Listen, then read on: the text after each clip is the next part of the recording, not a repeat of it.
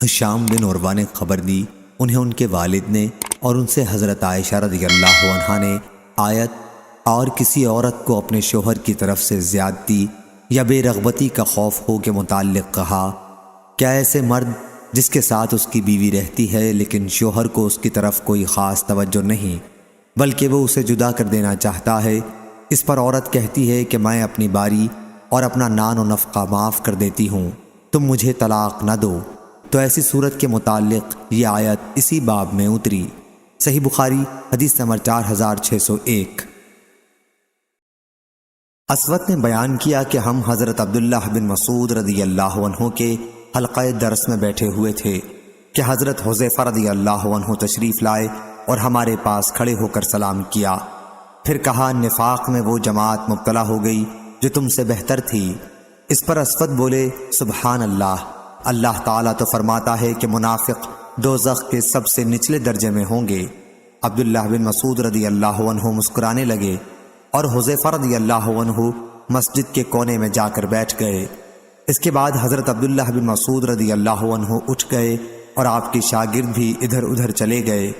پھر حذیفہ رضی اللہ عنہ نے مجھ پر کنکری پھینکی، یعنی مجھ کو بلایا۔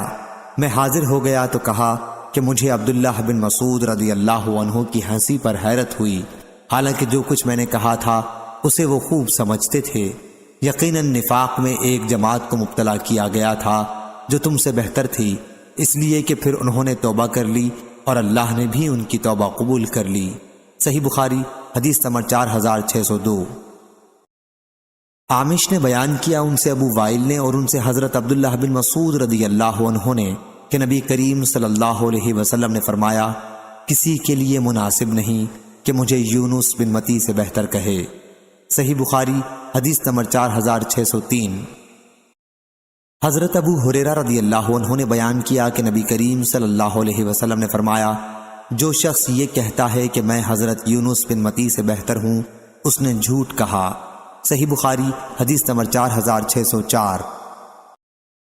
شعبہ نے بیان کیا ان سے ابو اسحاق نے اور انہوں نے برا بن عازب رضی اللہ عنہ سے سنا، انہوں نے بیان کیا کہ سب سے آخر میں جو سورت نازل ہوئی وہ سورہ برات ہے، اور احکام میراث کے سلسلے میں سب سے آخر میں جو آیت نازل ہوئی وہ یستفتونک قل اللہ یفتیکم فی الکلالہ ہے۔ صحیح بخاری حدیث نمبر 4605۔ سفیان ثوری نے بیان کیا ان سے قیس بن اسلم نے اور ان سے طارق بن شہاب نے کہ یہودیوں نے حضرت عمر رضی اللہ عنہ سے کہا کہ آپ لوگ ایک ایسی آیت کی تلاوت کرتے ہیں کہ اگر ہمارے یہاں وہ نازل ہوئی ہوتی تو ہم جس دن وہ نازل ہوئی ہوتی اس دن عید منایا کرتے۔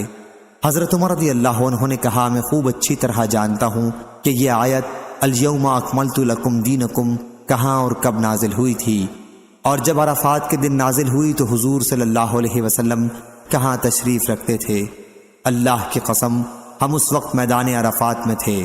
سفیان ثوری نے کہا کہ مجھے شک ہے کہ وہ جمعہ کا دن تھا یا اور کوئی دوسرا دن۔ صحیح بخاری حدیث نمبر 4606۔ قاسم بن محمد نے بیان کیا اور ان سے نبی کریم صلی اللہ علیہ وسلم کی زوجہ مطہرہ حضرت عائشہ رضی اللہ عنہا نے بیان کیا کہ ایک سفر میں ہم رسول اللہ صلی اللہ علیہ وسلم کے ساتھ روانہ ہوئے۔ جب ہم مقام بیدا یا ذات الجیش تک پہنچے تو میرا ہار گم ہو گیا، اس لیے رسول اللہ صلی اللہ علیہ وسلم نے اسے تلاش کروانے کے لیے وہیں قیام کیا، اور صحابہ رضی اللہ عنہم نے بھی آپ صلی اللہ علیہ وسلم کے ساتھ قیام کیا۔ وہاں کہیں پانی نہیں تھا اور صحابہ رضی اللہ عنہم کے ساتھ بھی پانی نہیں تھا۔ لوگ ابو بکر صدیق رضی اللہ عنہ کے پاس آئے اور کہنے لگے، ملاحظہ نہیں فرماتے عائشہ رضی اللہ عنہا نے کیا کر رکھا ہے، اور حضور صلی اللہ علیہ وسلم کو یہیں ٹھہرا لیا اور ہمیں بھی، حالانکہ یہاں کہیں پانی نہیں ہے اور نہ کسی کے پاس پانی ہے۔ حضرت ابو بکر رضی اللہ عنہ میرے یہاں آئے، حضور صلی اللہ علیہ وسلم سر مبارک میری ران پر رکھ کر سو گئے تھے اور کہنے لگے، تم نے حضرت صلی اللہ علیہ وسلم کو اور سب کو روک لیا، حالانکہ یہاں کہیں پانی نہیں ہے اور نہ کسی کے ساتھ پانی ہے۔ حضرت عائشہ رضی اللہ عنہا نے بیان کیا کہ ابو بکر صدیق رضی اللہ عنہ مجھ پر بہت خفا ہوئے، اور جو اللہ کو منظور تھا مجھے کہا سنا، اور ہاتھ سے میری کوکھ میں کچوکے لگائے۔ میں نے صرف اس خیال سے کوئی حرکت نہیں کی کہ حضرت صلی اللہ علیہ وسلم میری ران پر اپنا سر رکھے ہوئے تھے۔ پھر حضور صلی اللہ علیہ وسلم اٹھے اور صبح تک کہیں پانی کا نام و نشان نہیں تھا۔ پھر اللہ تعالیٰ نے تیمم کی آیت اتاری تو اسید بن حضیر رضی اللہ عنہ نے کہا کہ آل ابی بکر یہ تمہاری کوئی پہلی برکت نہیں ہے۔ بیان کیا کہ پھر ہم نے وہ اونٹ اٹھایا جس پر میں سوار تھی تو ہار اسی کے نیچے مل گیا۔ صحیح بخاری حدیث نمبر 4607۔ عبد الرحمن بن قاسم نے بیان کیا ان سے ان کے والد قاسم نے اور ان سے حضرت عائشہ رضی اللہ عنہا نے کہ میرا ہار مقام بیدا میں گم ہو گیا تھا۔ ہم مدینہ واپس آ رہے تھے، نبی کریم صلی اللہ علیہ وسلم نے وہیں اپنی سواری روک دی اور اتر گئے۔ پھر حضور صلی اللہ علیہ وسلم سر مبارک میری گود میں رکھ کر سو رہے تھے کہ ابو بکر رضی اللہ عنہ اندر آ گئے اور میرے سینے پر زور سے ہاتھ مار کر فرمایا کہ ایک ہار کے لیے تم نے حضور صلی اللہ علیہ وسلم کو روک لیا۔ لیکن حضور صلی اللہ علیہ وسلم کے آرام کے خیال سے میں بے حس و حرکت بیٹھی رہی، حالانکہ مجھے تکلیف ہوئی تھی۔ پھر حضور صلی اللہ علیہ وسلم بیدار ہوئے اور صبح کا وقت ہوا اور پانی کی تلاش ہوئی، لیکن کہیں پانی کا نام و نشان نہ تھا۔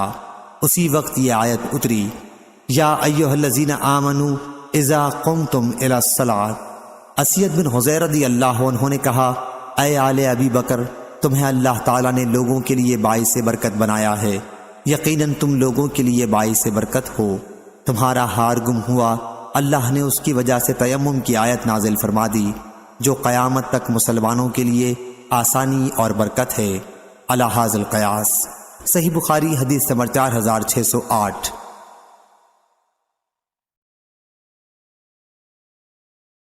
حضرت ابن مسعود رضی اللہ عنہ نے بیان کیا کہ میں حضرت مقداد بن اسود رضی اللہ عنہ کے قریب موجود تھا۔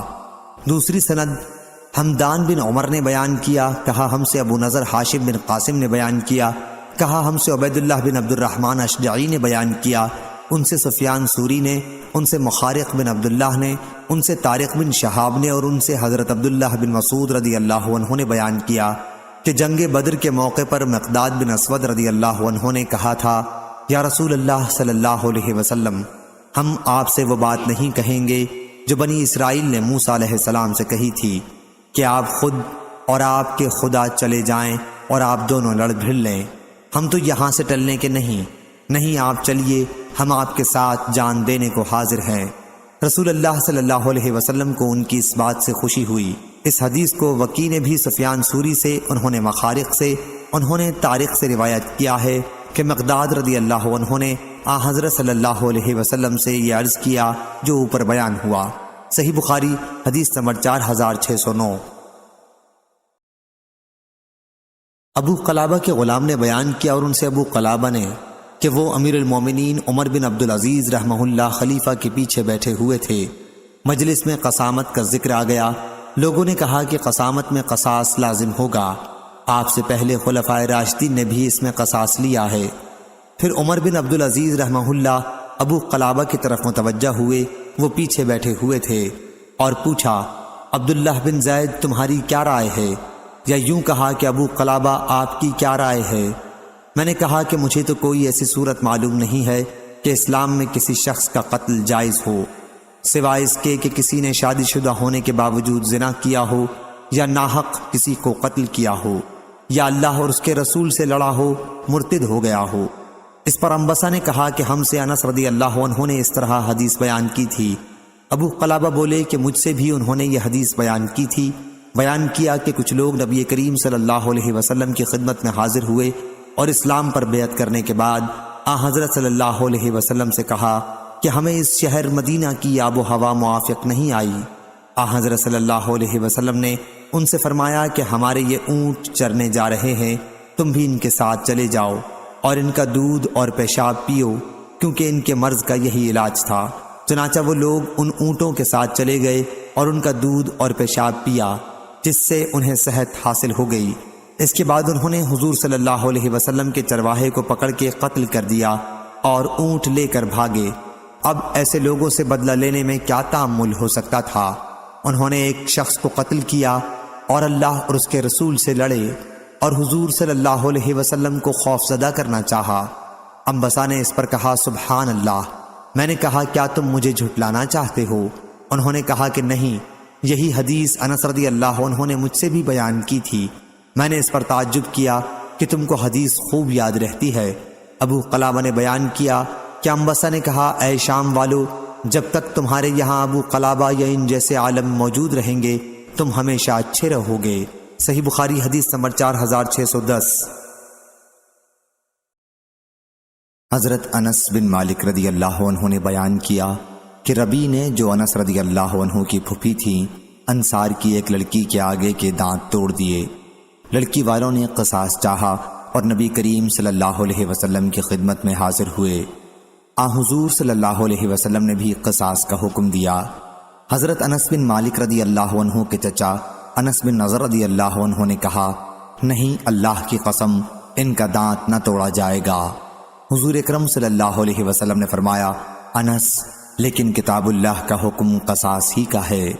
پھر لڑکی والے معافی پر راضی ہو گئے اور دیت لینا منظور کر لیا۔ اس پر حضور صلی اللہ علیہ وسلم نے فرمایا کہ اللہ کے بہت سے بندے ایسے ہیں کہ اگر وہ اللہ کا نام لے کر قسم کھا لیں تو اللہ ان کی قسم سچی کر دیتا ہے۔ صحیح بخاری حدیث نمبر 4611۔ سفیان ثوری نے بیان کیا، ان سے اسماعیل بن ابی خالد نے، ان سے شعبی نے، ان سے مسروق نے کہ ان سے عائشہ رضی اللہ عنہا نے کہا جو شخص بھی تم سے یہ کہتا ہے کہ اللہ تعالیٰ نے رسول اللہ صلی اللہ علیہ وسلم پر جو کچھ نازل کیا تھا اس میں سے آپ نے کچھ چھپا لیا تھا تو وہ جھوٹا ہے۔ اللہ تعالیٰ نے خود فرمایا ہے کہ اے پیغمبر، جو کچھ آپ پر آپ کے پروردگار کی طرف سے نازل ہوا ہے یہ سب آپ لوگوں تک پہنچا دیں۔ صحیح بخاری حدیث نمبر 4612۔ حشام نے بیان کیا، ان سے ان کے والد نے اور ان سے حضرت عائشہ رضی اللہ عنہا نے کہ آیت اللہ تم سے تمہاری فضول قسموں پر پکڑ نہیں کرتا کسی کے اس طرح قسم کھانے کے بارے میں نازل ہوئی تھی کہ نہیں خدا کی قسم، ہاں خدا کی قسم۔ صحیح بخاری حدیث نمبر 4613۔ حشام بن عروہ نے بیان کیا، کہا مجھ کو میرے والد نے خبر دی اور ان سے عائشہ رضی اللہ عنہا نے بیان کیا کہ ان کے والد ابو بکر صدیق رضی اللہ عنہ اپنی قسم کے خلاف کبھی نہیں کیا کرتے تھے، لیکن جب اللہ تعالیٰ نے قسم کے کفارے کا حکم نازل کر دیا تو ابو بکر رضی اللہ عنہ نے کہا کہ اب اگر اس کے یعنی جس کے لیے قسم کھا رکھی تھی سوا دوسری چیز مجھے اس سے بہتر معلوم ہوتی ہے تو میں اللہ تعالیٰ کی دی ہوئی رخصت پر عمل کرتا ہوں اور وہی کام کرتا ہوں جو بہتر ہوتا ہے۔ صحیح بخاری حدیث نمبر 4614۔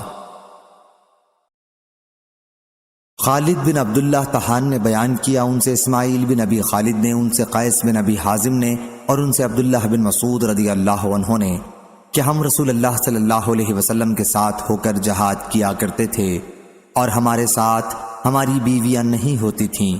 اس پر ہم نے عرض کیا کہ ہم اپنے کو خصی کیوں نہ کر لیں، لیکن حضرت صلی اللہ علیہ وسلم نے ہمیں اس سے روک دیا اور اس کے بعد ہمیں اس کی اجازت دی کہ ہم کسی عورت سے کپڑے یا کسی بھی چیز کے بدلے میں نکاح کر سکتے ہیں۔ پھر عبداللہ رضی اللہ عنہ نے یہ آیت پڑھی، اے ایمان والو، اپنے اوپر ان پاکیزہ چیزوں کو حرام نہ کرو جو اللہ نے تمہارے لیے جائز کی ہیں۔ صحیح بخاری حدیث نمبر 4615۔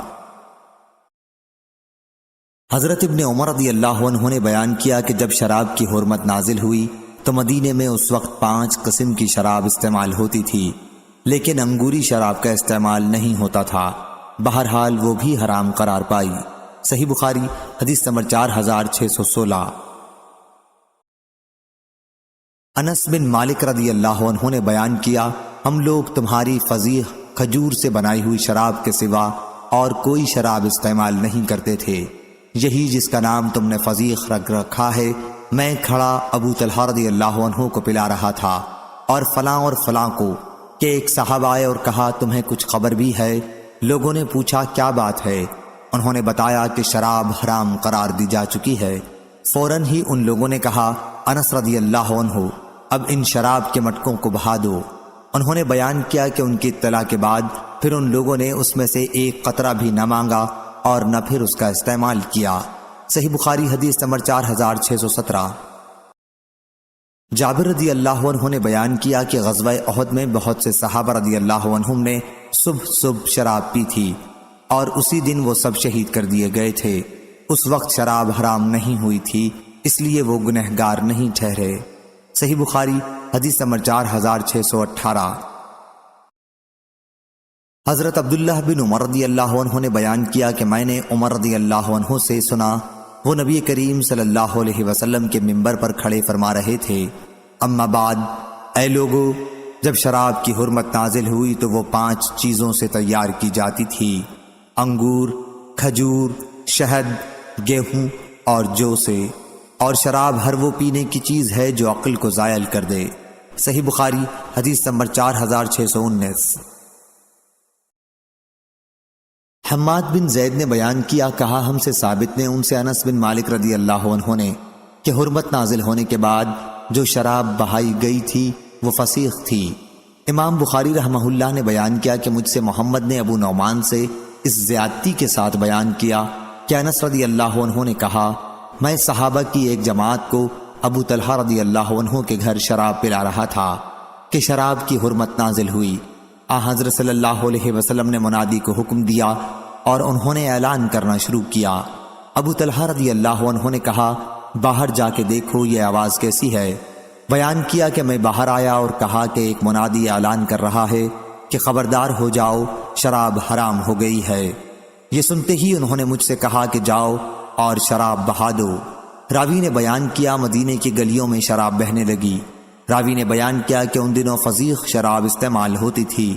بعض لوگوں نے شراب کو جو اس طرح بہتے دیکھا تو کہنے لگے، معلوم ہوتا ہے کہ کچھ لوگوں نے شراب سے اپنا پیٹ بھر رکھا تھا اور اسی حالت میں انہیں قتل کر دیا گیا ہے۔ بیان کیا کہ پھر اللہ تعالیٰ نے یہ آیت نازل کی، جو لوگ ایمان رکھتے ہیں اور نیک کام کرتے رہتے ہیں ان پر اس چیز میں کوئی گناہ نہیں جس کو انہوں نے کھا لیا۔ صحیح بخاری حدیث نمبر 4620۔ حضرت انس رضی اللہ عنہ نے بیان کیا کہ ایک مرتبہ رسول اللہ صلی اللہ علیہ وسلم نے ایسا خطبہ دیا کہ میں نے ویسا خطبہ کبھی نہیں سنا تھا۔ آپ صلی اللہ علیہ وسلم نے فرمایا، جو کچھ میں جانتا ہوں اگر تمہیں بھی معلوم ہوتا تو تم ہنستے کم اور روتے زیادہ۔ بیان کیا کہ پھر حضور صلی اللہ علیہ وسلم کے صحابہ رضی اللہ عنہم نے اپنے چہرے چھپا لیے، باوجود ضبط کے ان کے رونے کی آواز سنائی دے رہی تھی۔ ایک صحابی نے اس موقع پر پوچھا، میرے والد کون ہیں؟ حضور صلی اللہ علیہ وسلم نے فرمایا کہ فلاں۔ اس پر یہ آیت نازل ہوئی کہ ایسی باتیں مت پوچھو کہ اگر تم پر ظاہر کر دی جائیں تو تمہیں ناگوار گزریں۔ اس کی روایت نظر اور روح بن عبادہ نے شعبہ سے کی ہے۔ صحیح بخاری حدیث نمبر 4621۔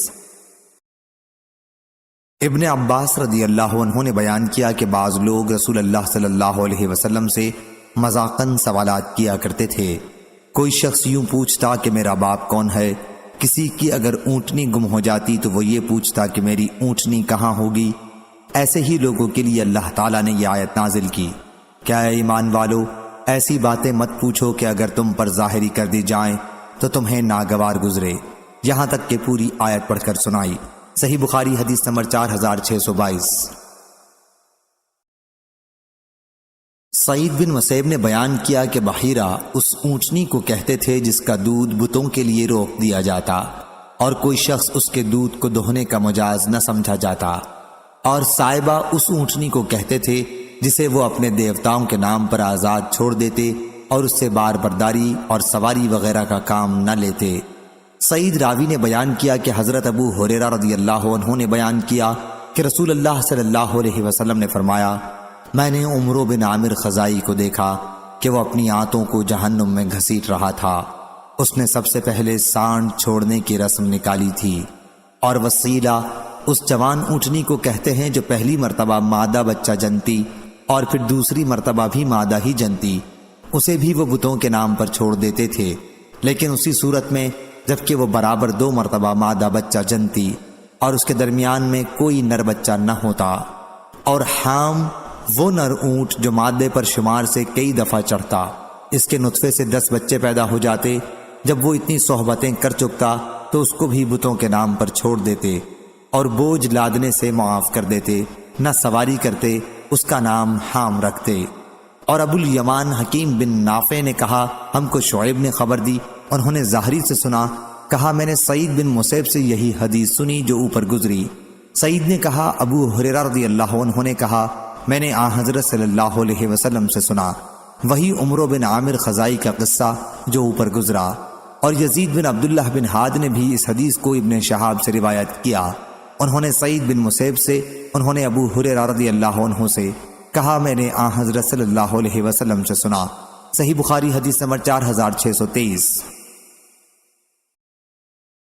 یونس نے بیان کیا، ان سے ظاہری نے، ان سے عروہ نے، اور ان سے حضرت عائشہ رضی اللہ عنہا نے بیان کیا کہ رسول اللہ صلی اللہ علیہ وسلم نے فرمایا میں نے جہنم کو دیکھا کہ اس کے بعض حصے بعض دوسرے حصوں کو کھائے جا رہے ہیں، اور میں نے عمرو بن عامر خزائی کو دیکھا کہ وہ اپنی آنتیں اس میں گھسیٹتا پھر رہا تھا۔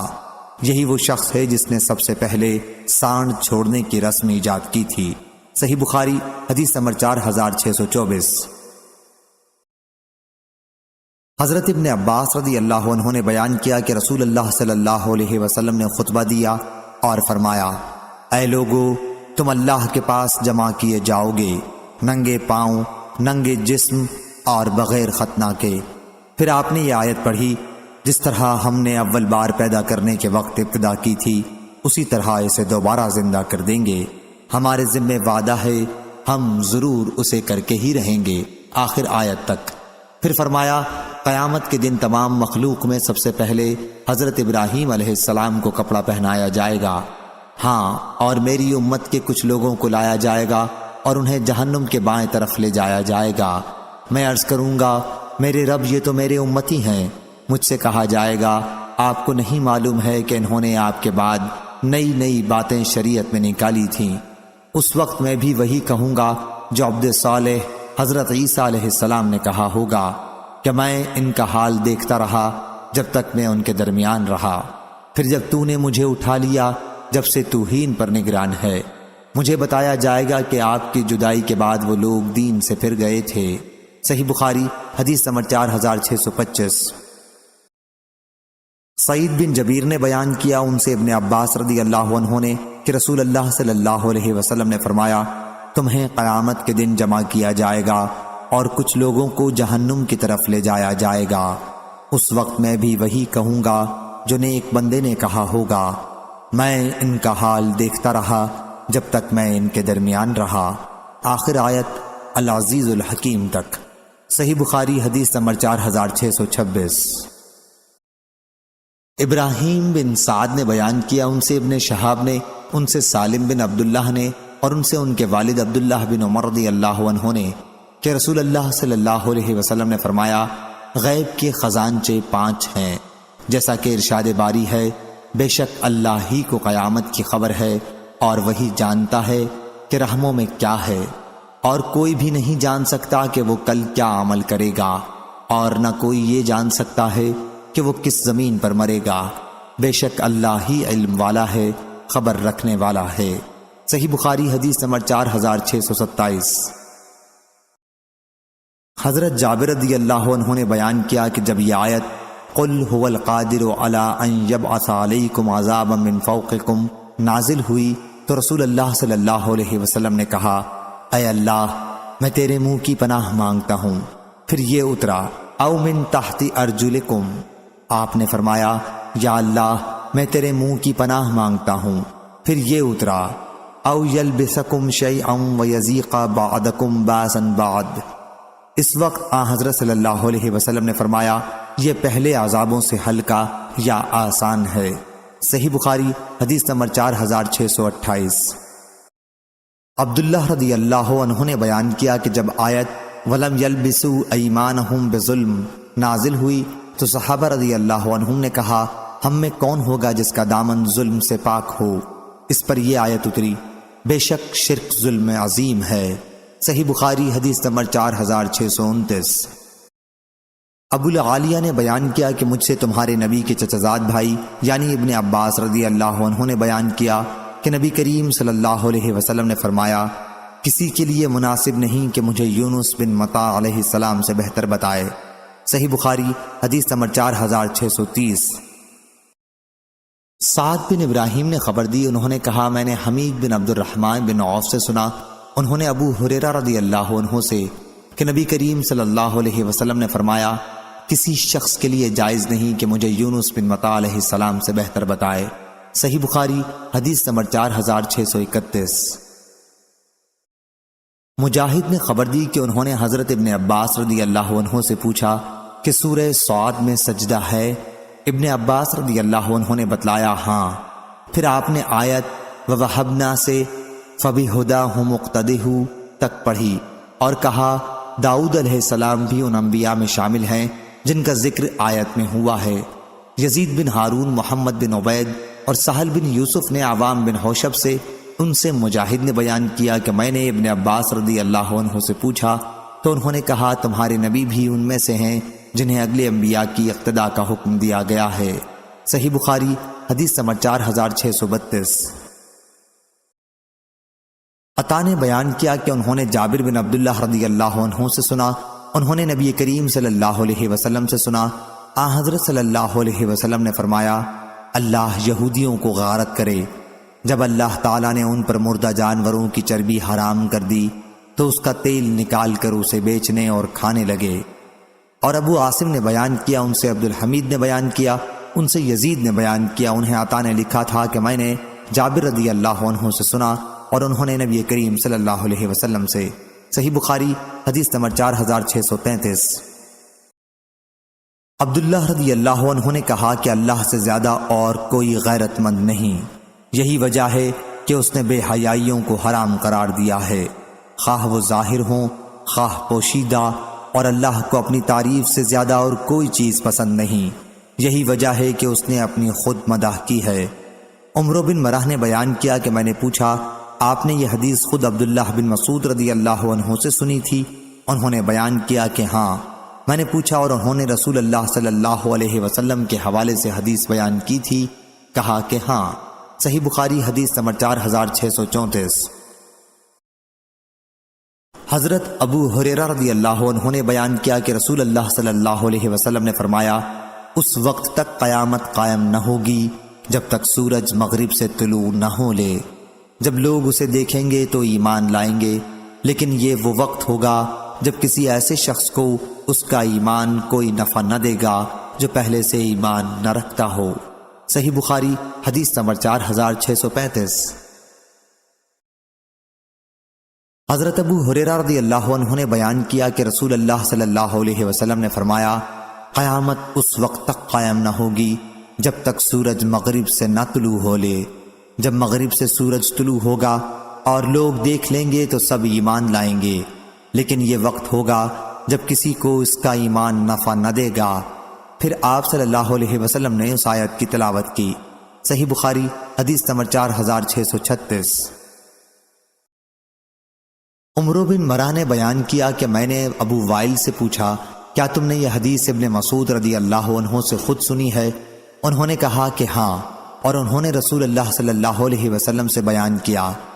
حضرت صلی اللہ علیہ وسلم نے فرمایا کہ اللہ سے زیادہ اور کوئی غیرت مند نہیں ہے، اس لیے اس نے بے حیائیوں کو حرام کیا، خواہ ظاہر میں ہوں یا پوشیدہ، اور اللہ سے زیادہ اپنی مداح کو پسند کرنے والا اور کوئی نہیں، اسی لیے اس نے اپنے نفس کی خود تعریف کی ہے۔ صحیح بخاری حدیث نمبر 4637۔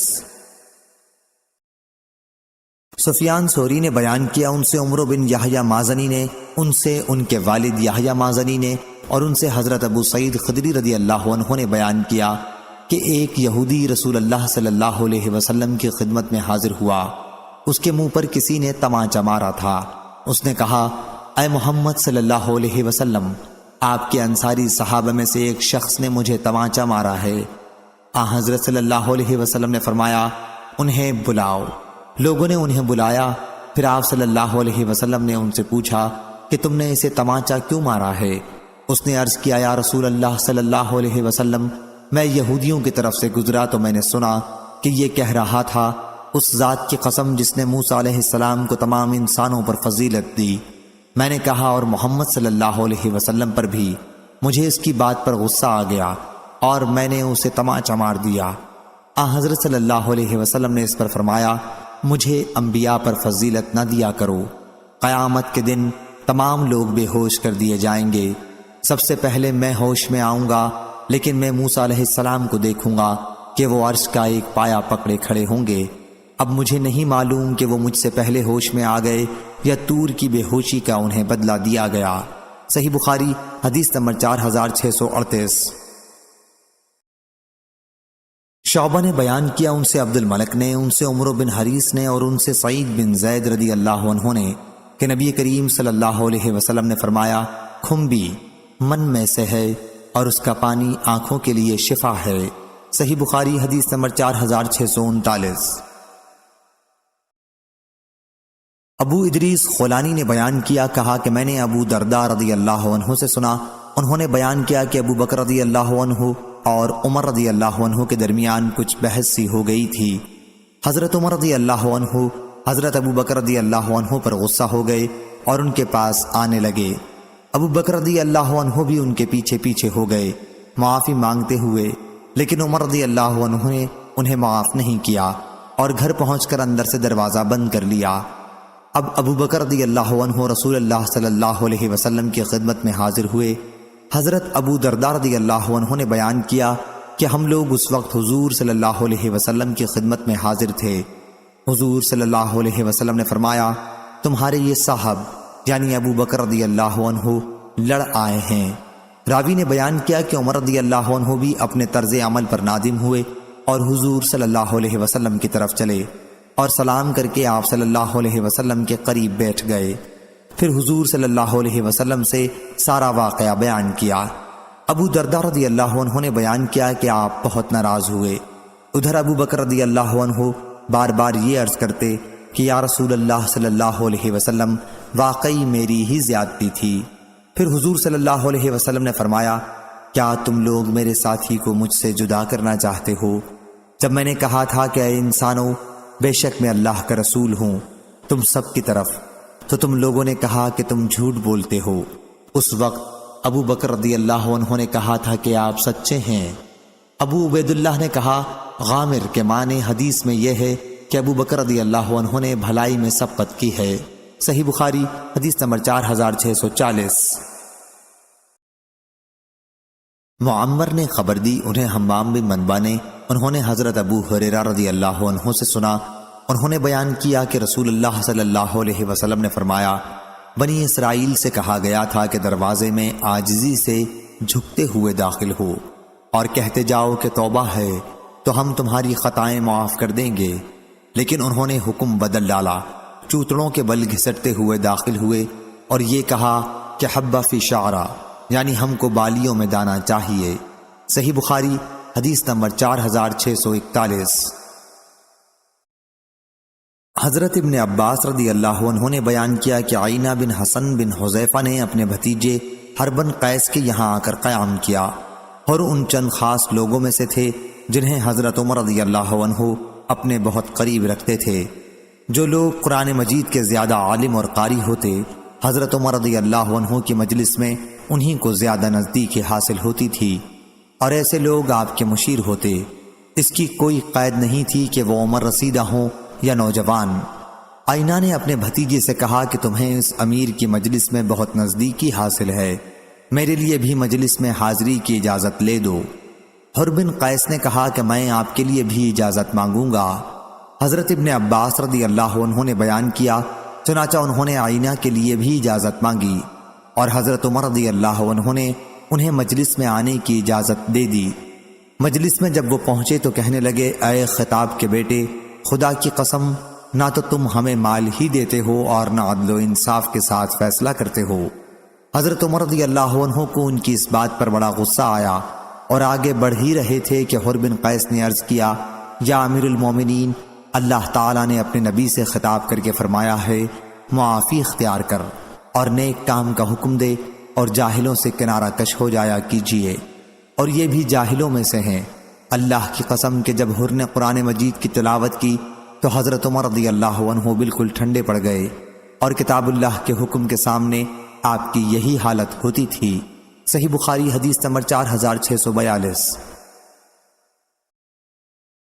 وکیع نے بیان کیا ان سے حشام نے ان سے ان کے والد نے اور ان سے عبداللہ بن زبیر رضی اللہ عنہ نے بیان کیا کہ آیت معافی اختیار کیجئے اور نیک کام کا حکم دیتے رہیے، لوگوں کی اخلاق کی اصلاح کے لیے ہی نازل ہوئی ہے۔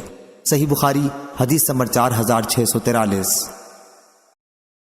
ابو اسامہ نے بیان کیا ان سے حشام نے ان سے ان کے والد نے اور ان سے عبداللہ بن زبیر رضی اللہ عنہ نے کہ اللہ تعالیٰ نے اپنے نبی کریم صلی اللہ علیہ وسلم کو حکم دیا ہے کہ لوگوں کی اخلاق ٹھیک کرنے کے لیے درگزر اختیار کریں، یا کچھ ایسا ہی کہا۔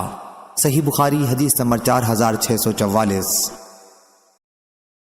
سعید بن جبیر نے بیان کیا کہ میں نے حضرت ابن عباس رضی اللہ عنہ سے سورہ انفال کے متعلق پوچھا، انہوں نے بتلایا کہ غزوہ بدر میں نازل ہوئی تھی۔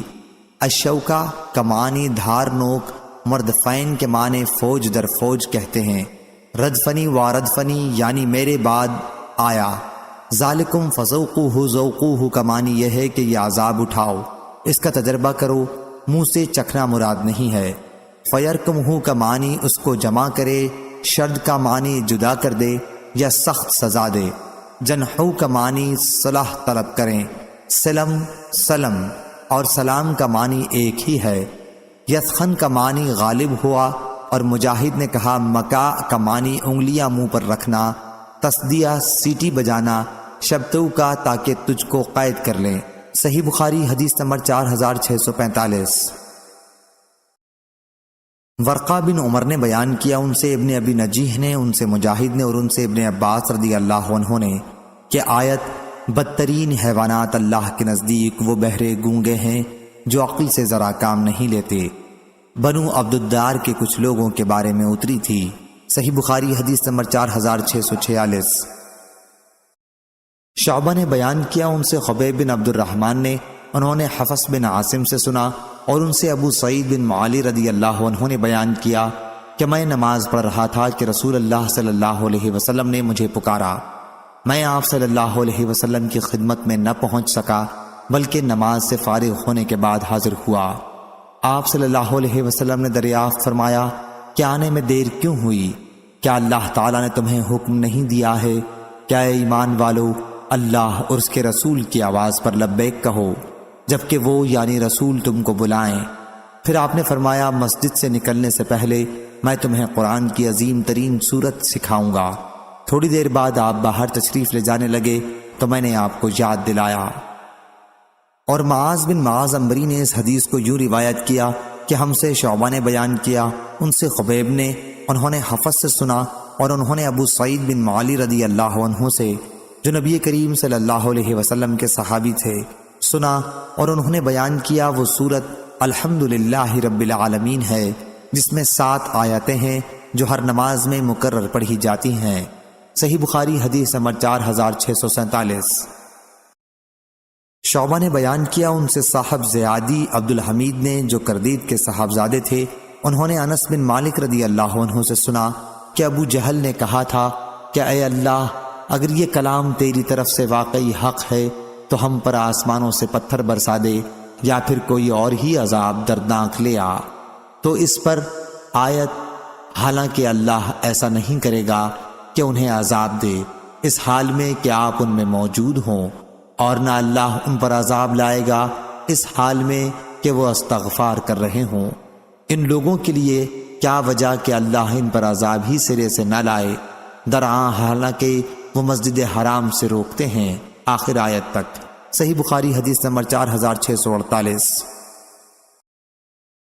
شعبہ نے بیان کیا ان سے صاحب زیادی عبد الحمید نے اور انہوں نے حضرت انس بن مالک رضی اللہ عنہ سے سنا، انہوں نے بیان کیا کہ ابو جہل نے کہا تھا کہ اے اللہ اگر یہ کلام تیری طرف سے واقعی حق ہے تو ہم پر آسمان سے پتھر برسا دے یا پھر کوئی اور ہی عذاب لے آ۔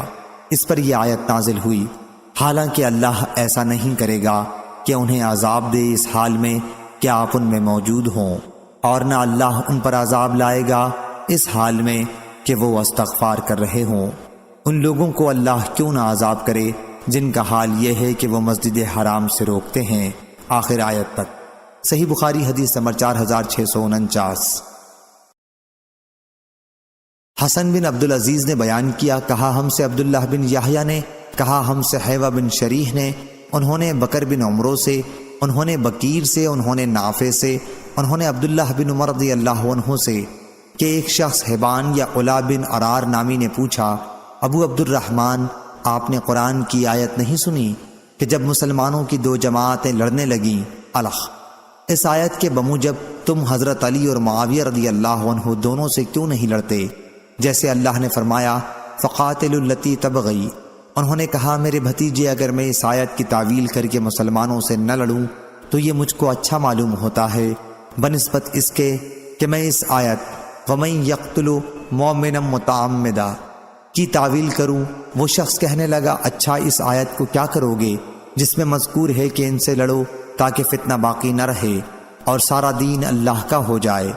عبداللہ بن عمر رضی اللہ عنہ نے کہا واہ واہ، یہ لڑائی تو ہم حضرت صلی اللہ علیہ وسلم کے عہد میں کر چکے۔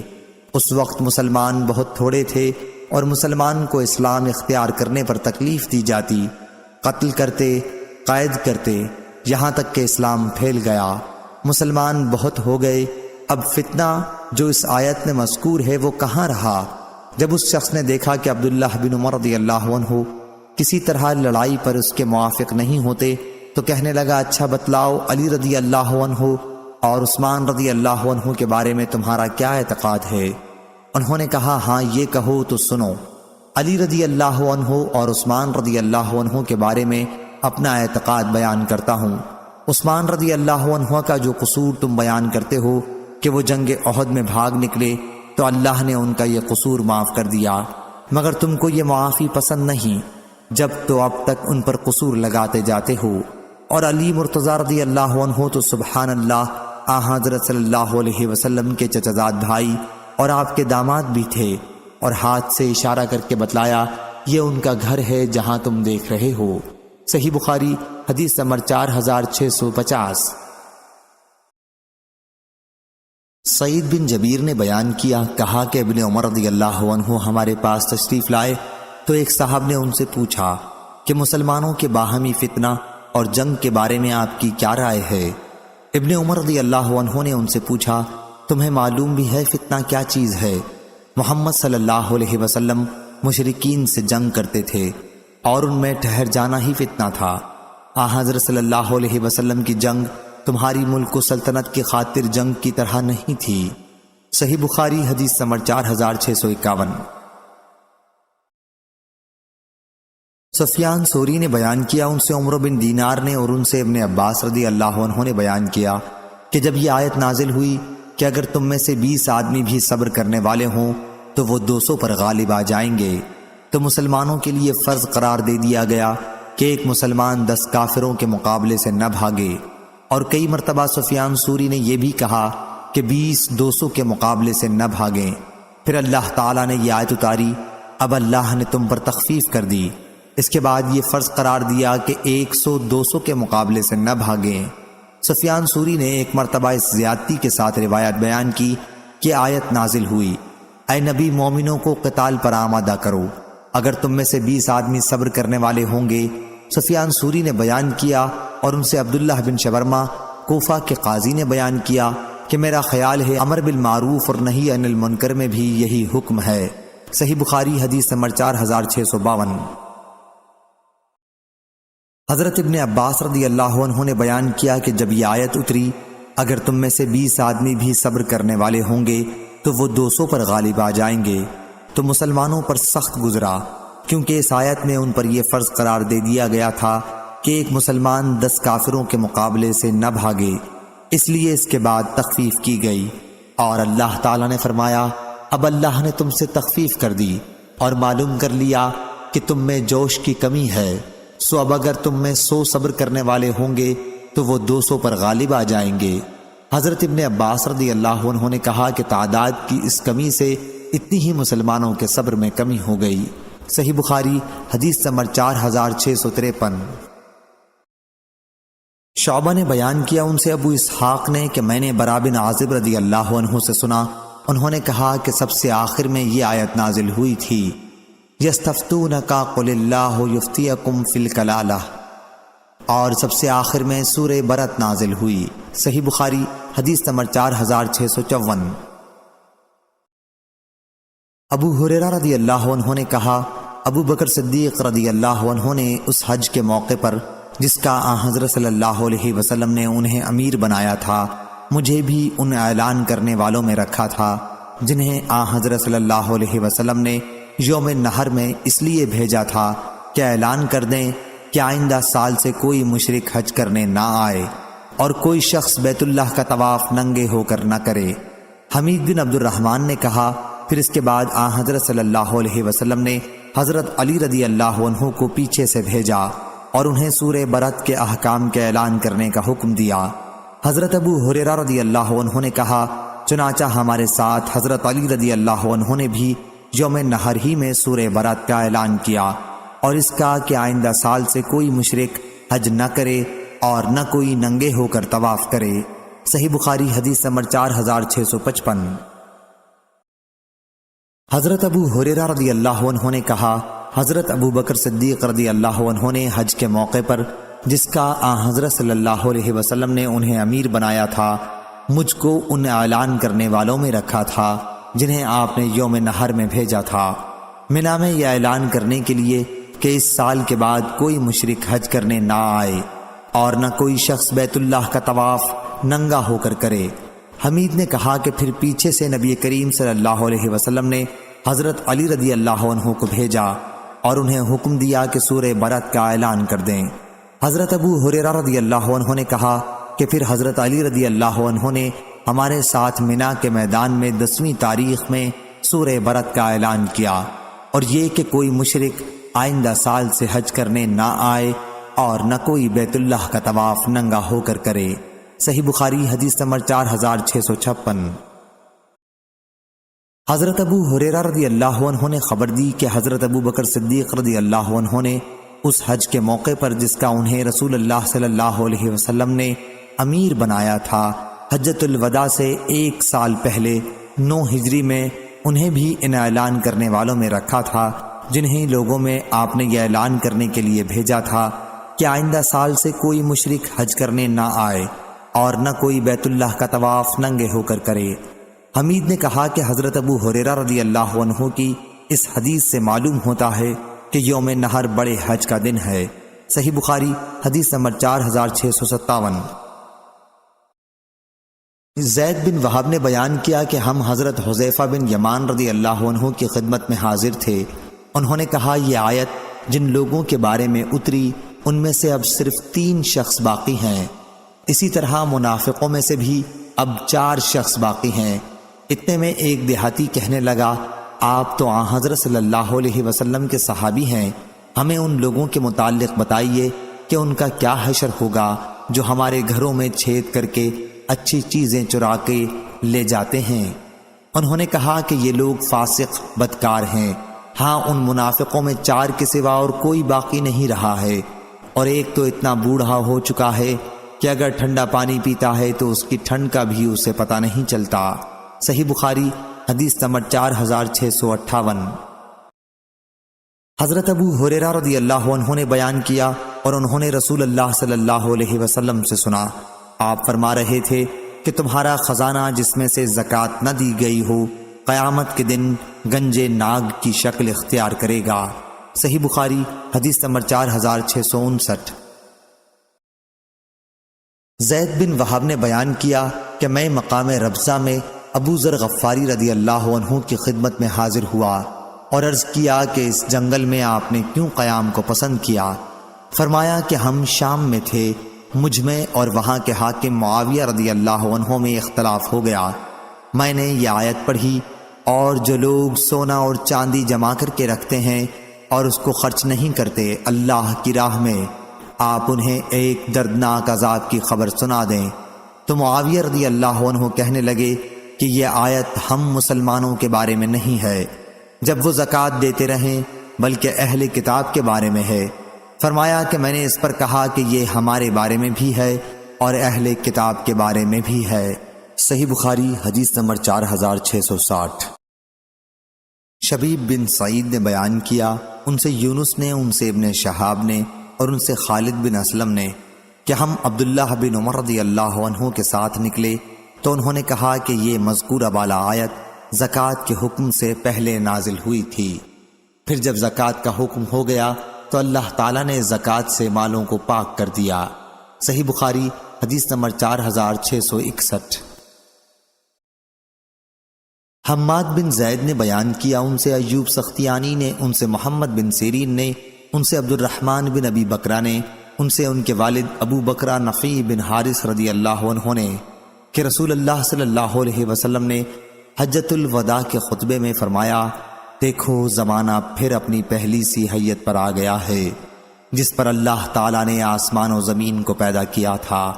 سال 12 مہینے کا ہوتا ہے، ان میں سے 4 حرمت والے مہینے ہیں، 3 تو لگاتار یعنی ذوالقعدہ، ذوالحج اور محرم، اور چوتھا رجب، مضر جو جمادی الاخری اور شعبان کے درمیان میں پڑتا ہے۔ صحیح بخاری حدیث نمبر 4662۔ ابو بکر صدیق رضی اللہ عنہ نے بیان کیا، انہوں نے کہا کہ میں غار ثور میں نبی کریم صلی اللہ علیہ وسلم کے ساتھ تھا، میں نے کافروں کے پاؤں دیکھے جو ہمارے سر پر کھڑے ہوئے تھے۔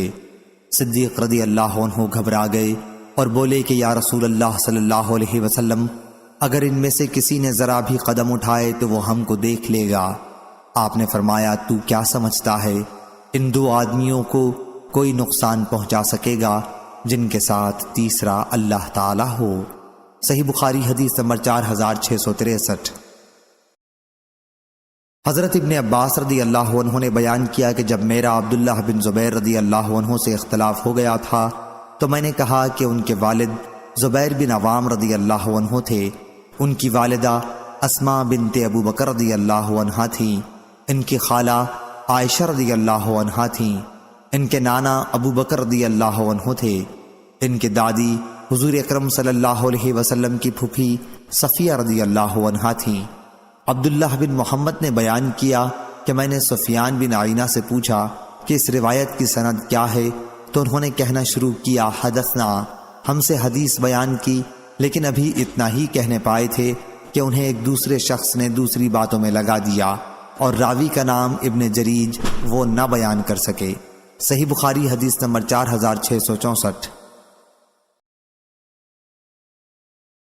ابن ابی ملیکہ نے بیان کیا کہ ابن عباس اور ابن زبیر رضی اللہ عنہ کے درمیان بیعت کا جھگڑا پیدا ہو گیا تھا، اور میں صبح کو ابن عباس رضی اللہ عنہ کی خدمت میں حاضر ہوا اور عرض کیا، آپ عبداللہ بن زبیر رضی اللہ عنہ سے جنگ کرنا چاہتے ہیں، اس کے باوجود کہ اللہ کے حرم کی بے حرمتی ہوگی؟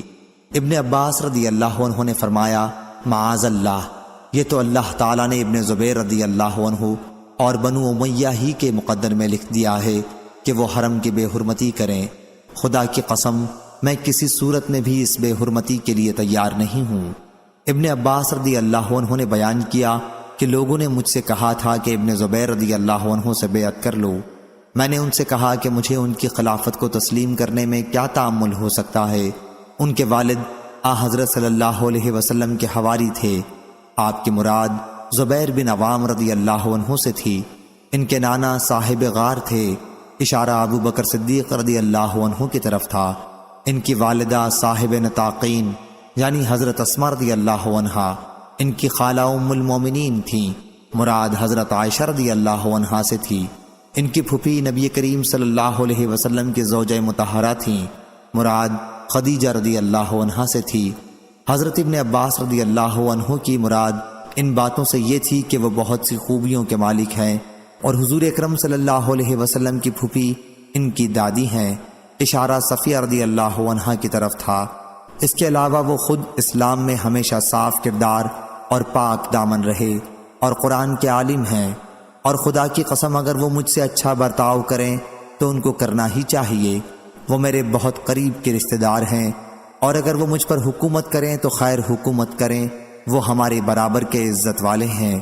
لیکن عبداللہ بن زبیر رضی اللہ عنہ نے تو اسامہ اور حمید کے لوگوں کو ہم پر ترجیح دی ہے۔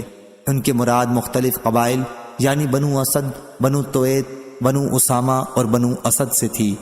ادھر ابن ابی العاص بڑی عمدگی سے چل رہا ہے، یعنی عبد الملک بن مروان مسلسل پیش قدمی کر رہا ہے اور عبداللہ بن زبیر رضی اللہ عنہ نے تو اس کے سامنے دم دبا لی ہے۔ صحیح بخاری حدیث نمبر 4665۔ ابن ابی ملیکہ نے خبر دی کہ ہم ابن عباس رضی اللہ عنہ کی خدمت میں حاضر ہوئے تو انہوں نے کہا کہ ابن زبیر رضی اللہ عنہ پر تمہیں حیرت نہیں ہوتی؟ وہ اب خلافت کے لیے کھڑے ہو گئے ہیں تو میں نے ارادہ کر لیا کہ ان کے لیے محنت مشقت کروں گا۔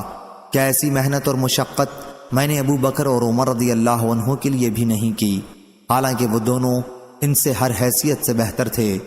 میں نے لوگوں سے کہا کہ وہ رسول اللہ صلی اللہ علیہ وسلم کی پھوپھی کی اولاد میں سے ہیں۔ زبیر رضی اللہ عنہ کے بیٹے، ابو بکر رضی اللہ عنہ کے نواسے، خدیجہ رضی اللہ عنہ کے بھائی کے بیٹے، عائشہ رضی اللہ عنہ کی بہن کے بیٹے۔ لیکن عبداللہ بن زبیر رضی اللہ عنہ نے کیا کیا؟ وہ مجھ سے غرور کرنے لگے۔ انہوں نے نہیں چاہا کہ میں ان کے خاص مصاحبوں میں رہوں۔ اپنے دل میں کہا، مجھ کو ہرگز یہ گمان نہ تھا کہ میں تو ان سے ایسی عاجزی کروں گا اور وہ اس پر بھی مجھ سے راضی نہ ہوں گے۔ خیر، اب مجھے امید نہیں کہ وہ میرے ساتھ بھلائی کریں گے۔ جو ہونا تھا وہ ہوا۔ اب بنو امیہ جو میرے چچا زاد بھائی ہیں، اگر مجھ پر حکومت کریں تو یہ مجھ کو اوروں کے حکومت کرنے سے زیادہ پسند ہے۔ صحیح بخاری حدیث نمبر 4666۔ ابو سعید خدری رضی اللہ عنہ نے بیان کیا کہ نبی کریم صلی اللہ علیہ وسلم کے پاس کچھ مال آیا تو آپ نے 4 آدمیوں میں اسے تقسیم کر دیا جو 9 مسلم تھے، اور فرمایا کہ میں یہ مال دے کر ان کی دلجوئی کرنا چاہتا ہوں۔ اس پر بنو تمیم کا ایک شخص بولا، کیا آپ نے انصاف نہیں کیا؟ حضرت صلی اللہ علیہ وسلم نے فرمایا کہ اس شخص کی نسل سے ایسے لوگ پیدا ہوں گے جو دین سے باہر ہو جائیں گے۔ صحیح بخاری حدیث نمبر 4667۔ ابو مسعود انصاری رضی اللہ عنہ نے بیان کیا کہ جب ہمیں خیرات کرنے کا حکم ہوا تو ہم مزدوری پر بوجھ اٹھاتے اور اس کی مزدوری صدقے میں دے دیتے۔ چنانچہ ابو عقیل رضی اللہ عنہ اسی مزدوری سے آدھا سا خیرات لے کر آئے اور ایک دوسرے صحابی عبد الرحمن بن عوف رضی اللہ عنہ اس سے زیادہ لائے۔ اس پر منافقوں نے کہا کہ اللہ کو اس یعنی عقیل رضی اللہ عنہ کے صدقے کی کوئی ضرورت نہیں تھی، اور اس دوسرے عبد الرحمن بن عوف رضی اللہ عنہ نے تو محض دکھاوے کے لیے اتنا بہت سا صدقہ دیا ہے۔ چنانچہ یہ آیت نازل ہوئی، کیا ایسے لوگ ہیں جو صدقات کے بارے میں نفل صدقہ دینے والے مسلمانوں پر طعن کرتے ہیں، اور خصوصاً ان لوگوں پر جنہیں بجز ان کی محنت مزدوری کے کچھ نہیں ملتا، آخر آیت تک۔ صحیح بخاری حدیث نمبر 4668۔ ابو مسعود انصاری رضی اللہ عنہ نے بیان کیا کہ رسول کریم صلی اللہ علیہ وسلم صدقے کی ترغیب دیتے تھے تو آپ کے بعض صحابہ رضی اللہ عنہم مزدوری کر کے لاتے اور بڑی مشکل سے 1 مد کا صدقہ کر سکتے، لیکن آج انہی میں بعض ایسے ہیں جن کے پاس لاکھوں درہم ہیں۔ غالباً ان کا اشارہ خود اپنی طرف تھا۔ حماد نے کہا، ہاں سچ ہے۔ صحیح بخاری حدیث نمبر 4669۔ عبید بن اسماعیل نے بیان کیا، ان سے ابو اسامہ نے، ان سے عبید اللہ عمری نے، ان سے نافع نے، اور ان سے ابن عمر رضی اللہ عنہ نے کہ جب عبداللہ بن ابی منافق کا انتقال ہوا تو اس کے لڑکے عبداللہ بن عبداللہ رضی اللہ عنہ جو پختہ مسلمان تھے رسول اللہ صلی اللہ علیہ وسلم کی خدمت میں حاضر ہوئے اور عرض کیا کہ آپ صلی اللہ علیہ وسلم اپنی قمیص ان کے والد کے کفن کے لیے عنایت فرما دیں۔ حضرت صلی اللہ علیہ وسلم نے قمیص عنایت فرمائی۔ پھر انہوں نے عرض کی کہ آپ صلی اللہ علیہ وسلم نماز جنازہ بھی پڑھا دیں۔ حضرت صلی اللہ علیہ وسلم نماز جنازہ پڑھانے کے لیے بھی آگے بڑھ گئے۔ اتنے میں حضرت عمر رضی اللہ عنہ نے آپ صلی اللہ علیہ وسلم کا دامن پکڑ لیا اور عرض کیا، یا رسول اللہ صلی اللہ علیہ وسلم اس کی نماز جنازہ پڑھانے جا رہے ہیں، جبکہ اللہ تعالیٰ نے آپ صلی اللہ علیہ وسلم کو اس سے منع بھی فرما دیا ہے۔ حضرت صلی اللہ علیہ وسلم نے فرمایا، اللہ تعالیٰ نے مجھے اختیار دیا ہے، فرمایا ہے کہ آپ صلی اللہ علیہ وسلم ان کے لیے استغفار کریں خواہ نہ کریں۔ اگر آپ ان کے لیے 70 بار بھی استغفار کریں گے تب بھی اللہ انہیں نہیں بخشے گا، اس لیے میں 70 مرتبہ سے بھی زیادہ استغفار کروں گا۔ ممکن ہے کہ اللہ تعالیٰ زیادہ استغفار کرنے سے معاف کر دے۔ حضرت عمر رضی اللہ عنہ بولے، لیکن یہ شخص تو منافق ہے۔ حضرت ابن عمر رضی اللہ عنہ نے بیان کیا کہ آخر حضرت صلی اللہ علیہ وسلم نے اس کی نماز جنازہ پڑھائی۔ اس کے بعد اللہ تعالیٰ نے یہ حکم نازل فرمایا کہ اور ان سے جو کوئی مر جائے اس پر کبھی بھی نماز نہ پڑھیے اور نہ اس کی قبر پر کھڑا ہو۔ صحیح بخاری حدیث نمبر 4670۔ لیث بن سعد نے بیان کیا، ان سے عقیل نے دوسری سند اور ان کے علاوہ ابو صالح عبداللہ بن صالح نے بیان کیا کہ مجھ سے لیث بن سعد نے بیان کیا، ان سے عقیل نے بیان کیا، ان سے ابن شہاب نے بیان کیا، انہیں عبید اللہ ابن عبداللہ نے خبر دی، اور ان سے حضرت ابن عباس رضی اللہ عنہ نے، ان سے حضرت عمر رضی اللہ عنہ نے جب عبداللہ بن ابی ابن سلول کی موت ہوئی تو رسول کریم صلی اللہ علیہ وسلم سے اس کی نماز جنازہ پڑھانے کے لیے کہا گیا۔ جب آپ نماز پڑھانے کے لیے کھڑے ہوئے تو میں جلدی سے خدمت نبوی میں پہنچا اور عرض کیا کہ یا رسول اللہ صلی اللہ علیہ وسلم، آپ ابن ابی منافق کی نماز جنازہ پڑھانے لگے ہیں، حالانکہ اس نے فلاں فلاں دن اس طرح کی باتیں اسلام کے خلاف کی تھیں۔ حضرت عمر رضی اللہ عنہ نے بیان کیا کہ میں اس کی کہی ہوئی باتیں ایک ایک کر کے پیش کرنے لگا، لیکن حضرت صلی اللہ علیہ وسلم نے تبسم کر کے فرمایا، عمر میرے پاس سے ہٹ جاؤ اور صف میں جا کر کھڑے ہو جاؤ۔ میں نے اصرار کیا تو آپ نے فرمایا کہ مجھے اختیار دیا گیا ہے، اس لیے میں نے ان کے لیے استغفار کرنے اور ان کی نماز جنازہ پڑھانے ہی کو پسند کیا۔ اگر مجھے یہ معلوم ہو جائے کہ 70 مرتبہ سے زیادہ استغفار کرنے سے اس کی مغفرت ہو جائے گی تو میں 70 مرتبہ سے زیادہ استغفار کروں گا۔ بیان کیا کہ پھر حضرت صلی اللہ علیہ وسلم نے نماز پڑھائی اور واپس تشریف لائے۔ تھوڑی دیر ابھی ہوئی تھی کہ سورہ برت کی 2 آیتیں نازل ہوئیں کہ ان میں سے جو کوئی مر جائے اس پر کبھی بھی نماز نہ پڑھیے، آخر آیت وہم فاسقون تک۔ حضرت عمر رضی اللہ عنہ نے بیان کیا کہ بعد میں مجھے حضرت صلی اللہ علیہ وسلم کے سامنے اپنی اس درجہ جرت پر خود بھی حیرت ہوئی، اور اللہ اور اس کے رسول بہتر جاننے والے ہیں۔ صحیح بخاری حدیث نمبر 4671۔ ابن عمر رضی اللہ عنہ نے بیان کیا کہ جب عبداللہ بن ابی کا انتقال ہوا تو اس کے بیٹے عبداللہ بن ابی رسول کریم صلی اللہ علیہ وسلم کی خدمت میں آئے۔ حضرت صلی اللہ علیہ وسلم نے انہیں اپنا کرتا عنایت فرمایا اور فرمایا کہ اس کرتے سے اسے کفن دیا جائے۔ پھر آپ اس پر نماز پڑھانے کے لیے کھڑے ہوئے تو عمر رضی اللہ عنہ نے آپ کا دامن پکڑ لیا اور عرض کیا، آپ اس پر نماز پڑھانے کے لیے تیار ہو گئے، حالانکہ یہ منافق ہے، اللہ تعالیٰ بھی آپ کو ان کے لیے استغفار سے منع کر چکا ہے۔ حضرت صلی اللہ علیہ وسلم نے فرمایا کہ اللہ تعالیٰ نے مجھے اختیار دیا ہے، یا راوی نے خیرنی کی جگہ لفظ اخبرنی نقل کیا ہے۔ اللہ تعالیٰ کا ارشاد ہے کہ آپ ان کے لیے استغفار کریں خواہ نہ کریں، اگر آپ ان کے لیے 70 بار بھی استغفار کریں گے جب بھی اللہ انہیں نہیں بخشے گا۔ حضرت صلی اللہ علیہ وسلم نے فرمایا کہ میں 70 مرتبہ سے بھی زیادہ استغفار کروں گا۔ عمر رضی اللہ عنہ نے بیان کیا کہ پھر آپ صلی اللہ علیہ وسلم نے اس پر نماز پڑھی اور ہم نے بھی آپ کے ساتھ پڑھی۔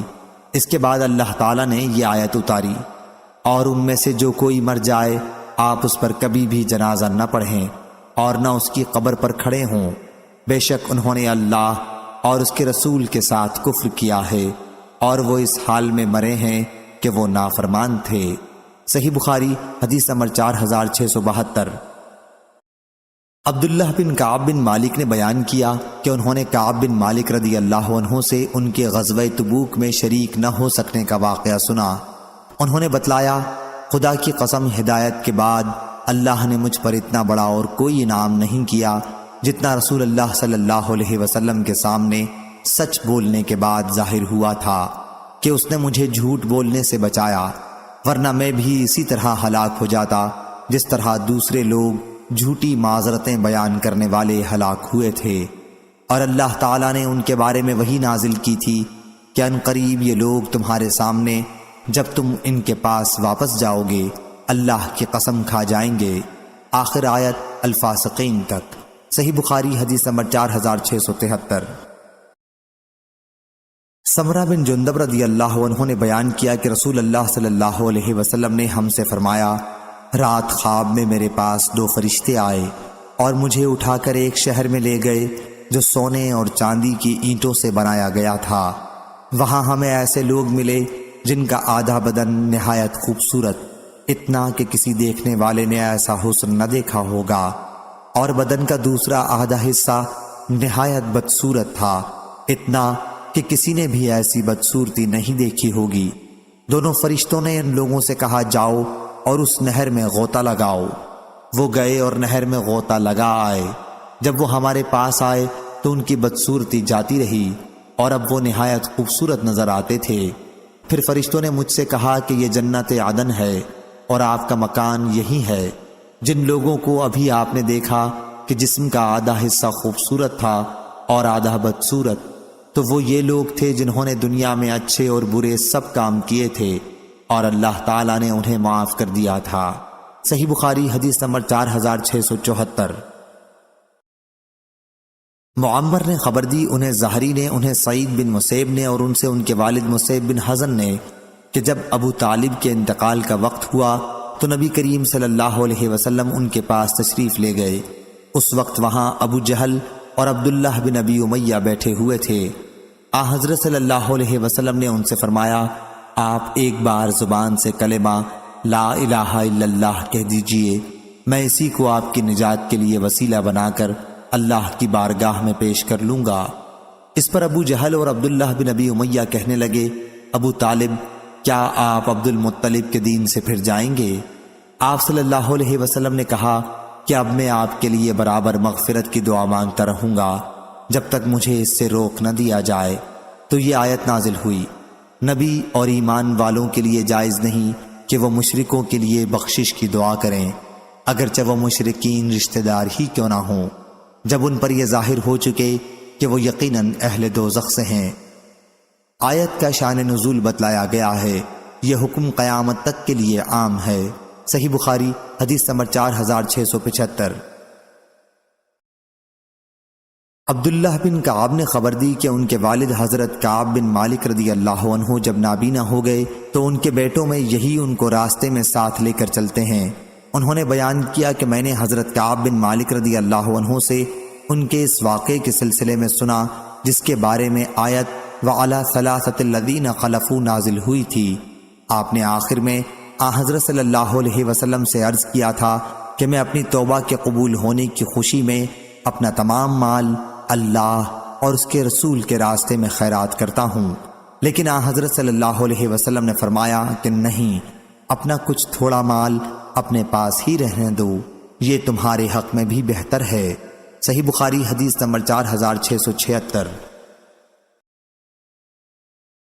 عبداللہ نے بیان کیا کہ میں نے اپنے والد کعب بن مالک رضی اللہ عنہ سے سنا، وہ ان 3 صحابہ میں سے تھے جن کی توبہ قبول کی گئی تھی۔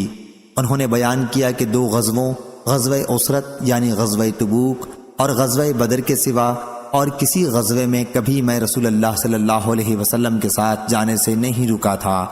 انہوں نے بیان کیا، چاشت کے وقت جب رسول اللہ صلی اللہ علیہ وسلم غزوے سے واپس تشریف لائے تو میں نے سچ بولنے کا پختہ ارادہ کر لیا، اور آپ کا سفر سے واپس آنے میں معمول یہ تھا کہ چاشت کے وقت ہی آپ مدینہ پہنچتے تھے اور سب سے پہلے مسجد میں تشریف لے جاتے اور 2 رکعت نماز پڑھتے۔ بہرحال آپ صلی اللہ علیہ وسلم نے مجھ سے اور میری طرح عذر بیان کرنے والے 2 اور صحابہ سے دوسرے صحابہ کو بات چیت کرنے سے منع کر دیا۔ ہمارے علاوہ اور بھی بہت سے لوگ جو ظاہر میں مسلمان تھے اس غزوے میں شریک نہیں ہوئے، لیکن آپ نے ان میں سے کسی سے بھی بات چیت کی ممانعت نہیں کی تھی۔ چنانچہ لوگوں نے ہم سے بات چیت کرنا چھوڑ دیا۔ میں اسی حالت میں ٹھہرا رہا، معاملہ بہت طول پکڑتا جا رہا تھا۔ ادھر میری نظر میں سب سے اہم معاملہ یہ تھا کہ اگر کہیں اس عرصے میں مر گیا تو آپ صلی اللہ علیہ وسلم مجھ پر نماز جنازہ نہیں پڑھائیں گے، یا آپ صلی اللہ علیہ وسلم کی وفات ہو جائے تو افسوس، لوگوں کا یہی طرز عمل میرے ساتھ پھر ہمیشہ کے لیے باقی رہ جائے گا، نہ مجھ سے کوئی گفتگو کرے گا اور نہ مجھ پر نماز جنازہ پڑھے گا۔ آخر اللہ تعالیٰ نے ہماری توبہ کی بشارت آپ صلی اللہ علیہ وسلم پر اس وقت نازل کی جب رات کا آخری تہائی حصہ باقی رہ گیا تھا۔ آپ صلی اللہ علیہ وسلم اس وقت حضرت ام سلمہ رضی اللہ عنہا کے گھر میں تشریف رکھتے تھے۔ حضرت ام سلمہ رضی اللہ عنہا کا مجھ پر بڑا احسان و کرم تھا اور وہ میری مدد کیا کرتی تھیں۔ آپ صلی اللہ علیہ وسلم نے فرمایا، ام سلمہ کعب رضی اللہ عنہ کی توبہ قبول ہو گئی۔ انہوں نے عرض کیا، پھر میں ان کے یہاں کسی کو بھیج کر یہ خوشخبری نہ پہنچوا دوں؟ آپ صلی اللہ علیہ وسلم نے فرمایا، یہ خبر سنتے ہی لوگ جمع ہو جائیں گے اور ساری رات تمہیں سونے نہیں دیں گے۔ چنانچہ حضرت صلی اللہ علیہ وسلم نے فجر کی نماز پڑھنے کے بعد بتایا کہ اللہ نے ہماری توبہ قبول کر لی ہے۔ حضرت صلی اللہ علیہ وسلم نے جب یہ خوشخبری سنائی تو آپ صلی اللہ علیہ وسلم کا چہرہ مبارک منور ہو گیا جیسے چاند کا ٹکڑا ہو، اور غزوے میں نہ شریک ہونے والے دوسرے لوگوں سے جنہوں نے معذرت کی تھی اور ان کی معذرت قبول بھی ہو گئی تھی، ہم 3 صحابہ کا معاملہ بالکل مختلف تھا کہ اللہ تعالیٰ نے ہماری توبہ قبول ہونے کے متعلق وحی نازل کی، لیکن جب ان دوسرے غزوے میں شریک نہ ہونے والے لوگوں کا ذکر کیا جنہوں نے آپ صلی اللہ علیہ وسلم کے سامنے جھوٹ بولا تھا اور جھوٹی معذرت کی تھی، تو اس درجہ برائی کے ساتھ کیا کہ کسی کا بھی اتنی برائی کے ساتھ ذکر نہ کیا ہوگا۔ اللہ تعالیٰ نے فرمایا، یہ لوگ تمہارے سب کے سامنے عذر پیش کریں گے، جب تم ان کے پاس واپس جاؤ گے تو آپ کہہ دیں کہ بہانے نہ بناؤ، ہم ہرگز تمہاری بات نہ مانیں گے، بے شک ہم کو اللہ تمہاری خبر دے چکا ہے، اور ان قریب اللہ اور اس کا رسول تمہارا عمل دیکھ لیں گے، آخر آیت تک۔ صحیح بخاری حدیث نمبر 4677۔ لیث بن سعد نے بیان کیا، ان سے عقیل نے، ان سے ابن شہاب نے، ان سے عبد الرحمن بن عبداللہ بن کعب بن مالک نے، اور ان سے عبداللہ بن کعب بن مالک نے، وہ حضرت کعب بن مالک رضی اللہ عنہ کو ساتھ لے کر چلتے تھے جب وہ نابینا ہو گئے تھے۔ عبداللہ نے بیان کیا کہ میں نے حضرت کعب بن مالک رضی اللہ عنہ سے سنا، وہ غزوہ تبوک میں اپنی غیر حاضری کا قصہ بیان کر رہے تھے۔ کہا کہ اللہ کی قسم، سچ بولنے کا جتنا عمدہ پھل اللہ تعالیٰ نے مجھے دیا کسی کو نہ دیا ہوگا۔ جب سے رسول اللہ صلی اللہ علیہ وسلم کے سامنے میں نے اس بارے میں سچی بات کہی تھی، اس وقت سے آج تک کبھی جھوٹ کا ارادہ بھی نہیں کیا، اور اللہ نے اپنے رسول صلی اللہ علیہ وسلم پر یہ آیت نازل کی تھی کہ بے شک اللہ نے نبی پر اور مہاجرین و انصار پر رحمت کے ساتھ توجہ فرمائی، آخر آیت مع الصادقین تک۔ صحیح بخاری حدیث نمبر 4678۔ عبید اللہ بن سباق نے خبر دی اور ان سے زید بن ثابت انصاری رضی اللہ عنہ نے، جو کاتب وحی تھے، بیان کیا کہ جب 11 ہجری میں یمامہ کی لڑائی میں جو مسلمہ کذاب سے ہوئی تھی، بہت سے صحابہ رضی اللہ عنہ مارے گئے، تو حضرت ابو بکر صدیق رضی اللہ عنہ نے مجھے بلایا۔ ان کے پاس حضرت عمر رضی اللہ عنہ بھی موجود تھے۔ انہوں نے مجھ سے کہا، عمر رضی اللہ عنہ میرے پاس آئے اور کہا کہ جنگ یمامہ میں بہت زیادہ مسلمان شہید ہو گئے ہیں، اور مجھے خطرہ ہے کہ کفار کے ساتھ لڑائیوں میں یوں ہی قرآن کے علماء اور قاری شہید ہوں گے، اور اس طرح بہت سا قرآن ضائع ہو جائے گا۔ اب تو ایک ہی صورت ہے کہ آپ قرآن کو ایک جگہ جمع کرا دیں، اور میری رائے تو یہ ہے کہ آپ ضرور قرآن کو جمع کرا دیں۔ حضرت ابو بکر رضی اللہ عنہ نے کہا کہ اس پر میں نے عمر رضی اللہ عنہ سے کہا، ایسا کام میں کس طرح کر سکتا ہوں جو خود رسول اللہ صلی اللہ علیہ وسلم نے نہیں کیا تھا؟ حضرت عمر رضی اللہ عنہ نے کہا، خدا کی قسم یہ تو محض ایک نیک کام ہے۔ اس کے بعد عمر رضی اللہ عنہ مجھ سے اس معاملے پر بات کرتے رہے، اور آخر میں اللہ تعالیٰ نے اس خدمت کے لیے میرا بھی سینہ کھول دیا، اور میری بھی رائے وہی ہو گئی جو عمر رضی اللہ عنہ کی تھی۔ زید بن ثابت رضی اللہ عنہ نے بیان کیا کہ عمر رضی اللہ عنہ وہیں خاموش بیٹھے ہوئے تھے۔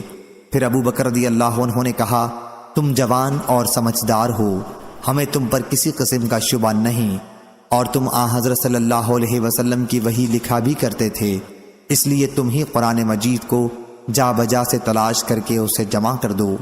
خدا کی قسم کہ اگر حضرت ابو بکر رضی اللہ عنہ مجھ کو کوئی پہاڑ اٹھا کے لے جانے کے لیے کہتے تو یہ میرے لیے اتنا بھاری نہ تھا جتنا قرآن کی ترتیب کا حکم۔ میں نے عرض کیا، آپ لوگ ایک ایسے کام کے کرنے پر کس طرح آمادہ ہو گئے جسے رسول اللہ صلی اللہ علیہ وسلم نے نہیں کیا تھا؟ تو ابو بکر رضی اللہ عنہ نے کہا کہ خدا کی قسم یہ ایک نیک کام ہے۔ پھر میں ان سے اس مسئلے پر گفتگو کرتا رہا یہاں تک کہ اللہ تعالیٰ نے اس خدمت کے لیے میرا بھی سینہ کھول دیا جس طرح ابو بکر و عمر رضی اللہ عنہ کا سینہ کھولا تھا۔ چنانچہ میں اٹھا اور میں نے کھال، ہڈی اور کھجور کی شاخوں سے جن پر قرآن مجید لکھا ہوا تھا اس دور کے رواج کے مطابق قرآن مجید کو جمع کرنا شروع کر دیا، اور لوگوں کو جو قرآن کے حافظ تھے حافظ سے بھی مدد لی، اور سورہ توبہ کی 2 آیتیں خزیمہ انصاری رضی اللہ عنہ کے پاس مجھے ملی، ان کے علاوہ کسی کے پاس مجھے نہیں ملی تھیں۔ وہ آیتیں یہ تھیں: لَقَدْ جَاءَكُمْ رَسُولٌ مِّنْ أَنفُسِكُمْ عَزِيزٌ عَلَيْهِ مَا عَنِتُّمْ حَرِيصٌ عَلَيْكُمْ، آخر تک۔ پھر مصحف جس میں قرآن مجید جمع کیا گیا تھا ابو بکر صدیق رضی اللہ عنہ کے پاس رہا، آپ کی وفات کے بعد عمر رضی اللہ عنہ کے پاس محفوظ رہا، پھر آپ کی وفات کے بعد آپ کی صاحبزادی ام المومنین حفصہ رضی اللہ عنہا کے پاس محفوظ رہا۔ شعیب کے ساتھ اس حدیث کو عثمان بن عمر اور لیث بن سعد نے بھی یونس سے، انہوں نے ابن شہاب سے روایت کیا، اور لیث نے کہا کہ مجھ سے عبد الرحمن بن خالد نے بیان کیا، انہوں نے ابن شہاب سے روایت کیا، اس میں خزیمہ کے بدلے ابو خزیمہ انصاری ہے، اور موسیٰ نے ابراہیم سے روایت کی، کہا ہم سے ابن شہاب نے بیان کیا، اس روایت میں بھی ابو خزیمہ ہے۔ موسیٰ بن اسماعیل کے ساتھ اس حدیث کو یعقوب بن ابراہیم نے بھی اپنے والد ابراہیم بن سعد سے روایت کیا، اور ابو ثابت محمد بن عبید اللہ مدنی نے کہا ہم سے ابراہیم نے بیان کیا، اس روایت میں شک کے ساتھ خزیمہ یا ابو خزیمہ مذکور ہے۔ صحیح بخاری حدیث نمبر 4679۔ حضرت عبداللہ بن عباس رضی اللہ عنہ نے بیان کیا کہ جب نبی کریم صلی اللہ علیہ وسلم مدینہ تشریف لائے تو یہود عاشورہ کا روزہ رکھتے تھے۔ انہوں نے بتایا کہ اسی دن موسیٰ علیہ السلام کو فرعون پر فتح ملی تھی۔ اس پر حضرت صلی اللہ علیہ وسلم نے صحابہ رضی اللہ عنہم سے فرمایا کہ موسیٰ علیہ السلام کے ہم ان سے بھی زیادہ مستحق ہیں، اس لیے تم بھی روزہ رکھو۔ صحیح بخاری حدیث نمبر 4680۔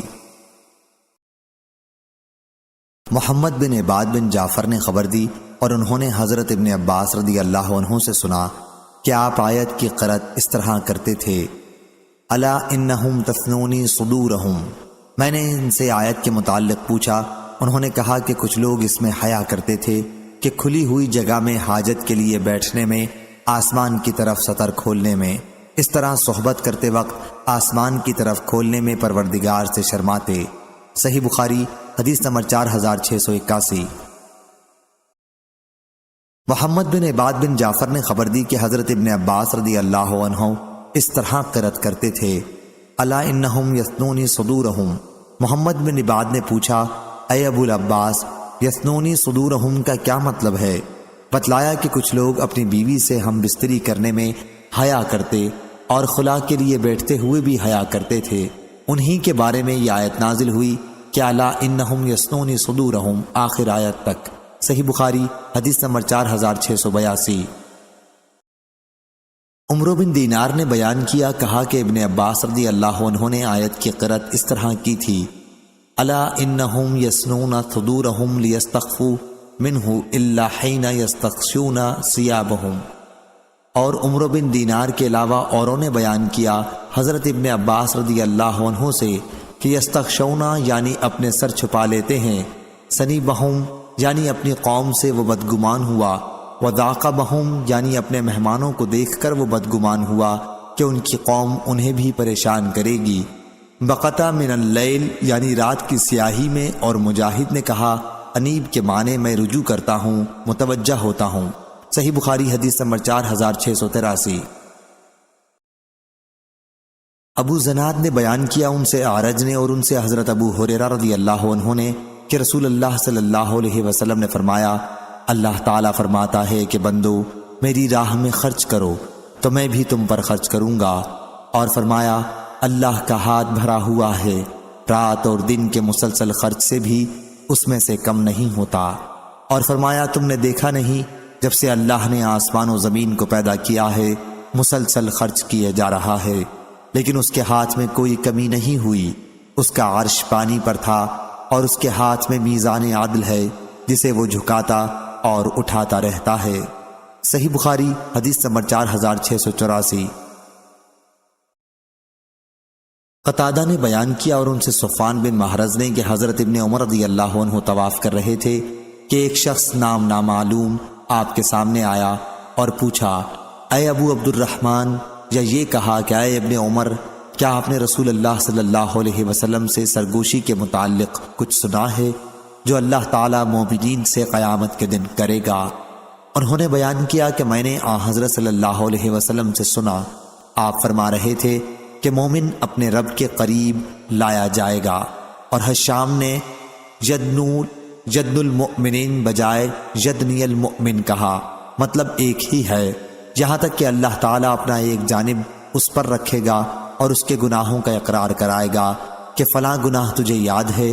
بندہ عرض کرے گا، یاد ہے میرے رب، مجھے یاد ہے، 2 مرتبہ اقرار کرے گا، پھر اللہ تعالیٰ فرمائے گا کہ میں نے دنیا میں تیرے گناہوں کو چھپائے رکھا اور آج بھی تیری مغفرت کروں گا، پھر اس کی نیکیوں کا دفتر لپیٹ دیا جائے گا۔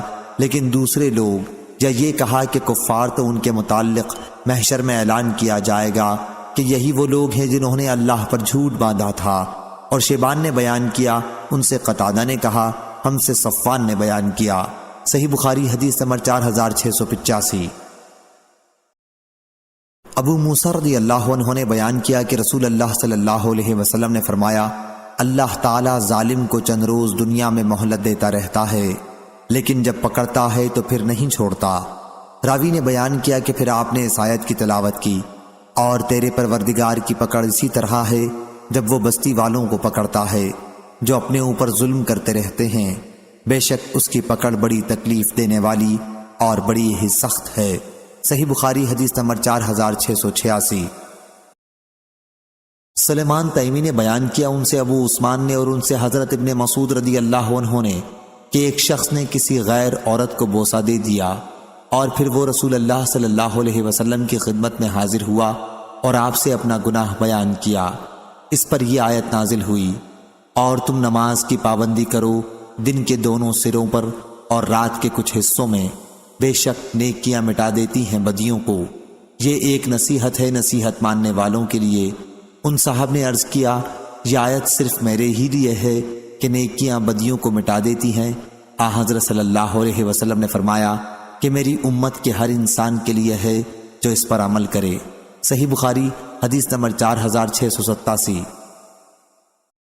عبد الرحمن بن عبداللہ بن دینار نے بیان کیا، ان سے ان کے والد نے اور ان سے حضرت عبداللہ بن عمر رضی اللہ عنہ نے بیان کیا کہ نبی کریم صلی اللہ علیہ وسلم نے فرمایا، کریم بن کریم بن کریم بن کریم یوسف بن یعقوب بن اسحاق بن ابراہیم علیہ السلام تھے۔ صحیح بخاری حدیث نمبر 4688۔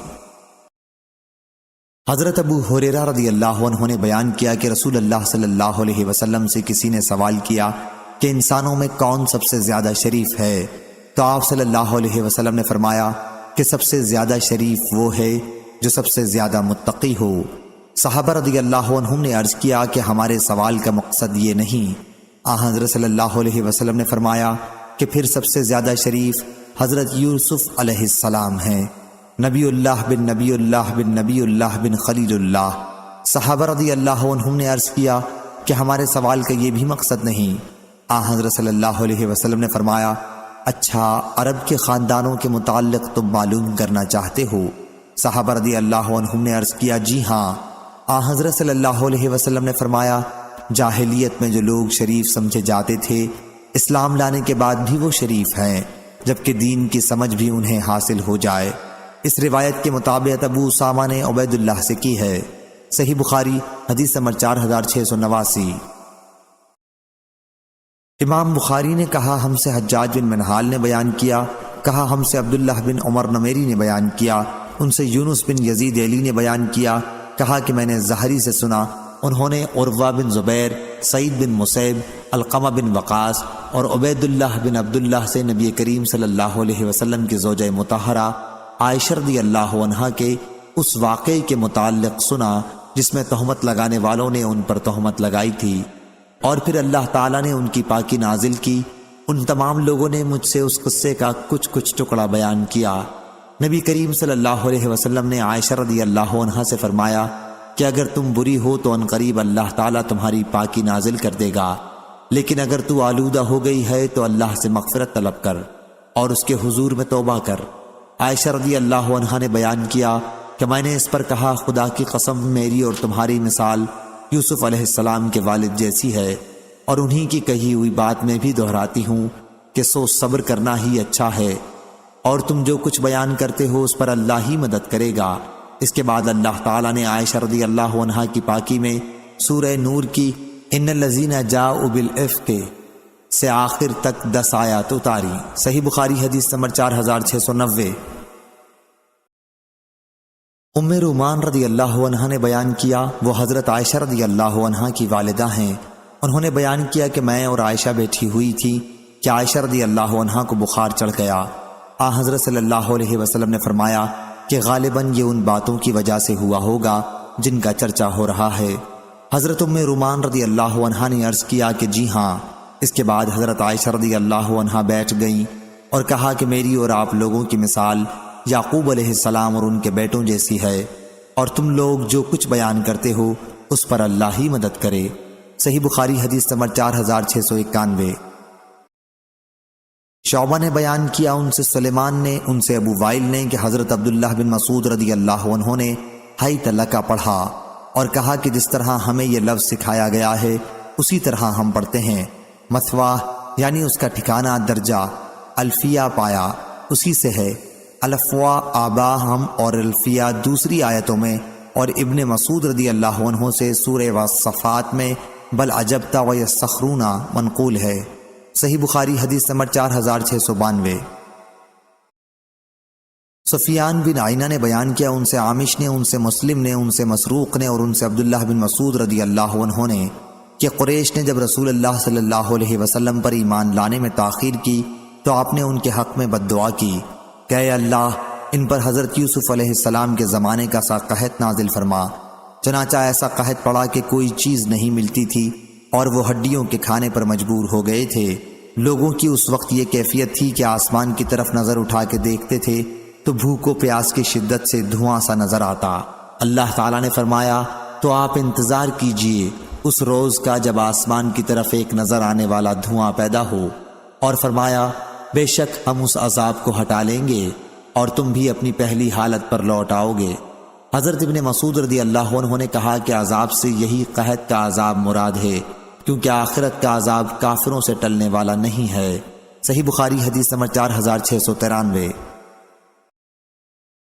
سعید بن مسیور ابو سلمہ بن عبد الرحمن نے بیان کیا، اور ان سے حضرت ابو ہریرہ رضی اللہ عنہ نے بیان کیا کہ رسول اللہ صلی اللہ علیہ وسلم نے فرمایا، اللہ لوط علیہ السلام پر اپنی رحمت نازل فرمائے کہ انہوں نے ایک زبردست سہارے کی پناہ لینے کے لیے کہا تھا، اور اگر میں قید خانے میں اتنے دنوں تک رہ چکا ہوتا جتنے دن یوسف علیہ السلام رہے تھے تو بلانے والے کی بات رد نہ کرتا، اور ہم کو تو ابراہیم علیہ السلام کے بنسبت شک ہونا زیادہ سزاوار ہے۔ جب اللہ پاک نے ان سے فرمایا کیا تجھ کو یقین نہیں؟ انہوں نے کہا کیوں نہیں، یقین تو ہے پر میں چاہتا ہوں کہ اور اطمینان ہو جائے۔ صحیح بخاری حدیث نمبر 4694۔ عروہ بن زبیر نے خبر دی اور ان سے حضرت عائشہ رضی اللہ عنہا نے بیان کیا، عروہ نے ان سے آیت حتی اذا استیاس الرسل کے متعلق پوچھا تھا۔ عروہ نے بیان کیا کہ میں نے پوچھا تھا آیت میں کذبوا تخفیف کے ساتھ یا کذبوا تشدید کے ساتھ؟ اس پر حضرت عائشہ رضی اللہ عنہا نے کہا کہ کذبوا تشدید کے ساتھ۔ اس پر میں نے ان سے کہا کہ انبیاء تو یقین کے ساتھ جانتے تھے کہ ان کی قوم انہیں جھٹلا رہی ہے، پھر ظنوا سے کیا مراد ہے؟ انہوں نے کہا اپنی زندگی کی قسم بے شک پیغمبروں کو اس کا یقین تھا۔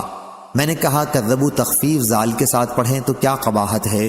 انہوں نے کہا معاذ اللہ، کہیں پیغمبر اپنے پروردگار کی نسبت ایسا گمان کر سکتے ہیں؟ میں نے کہا اچھا اس آیت کا مطلب کیا ہے؟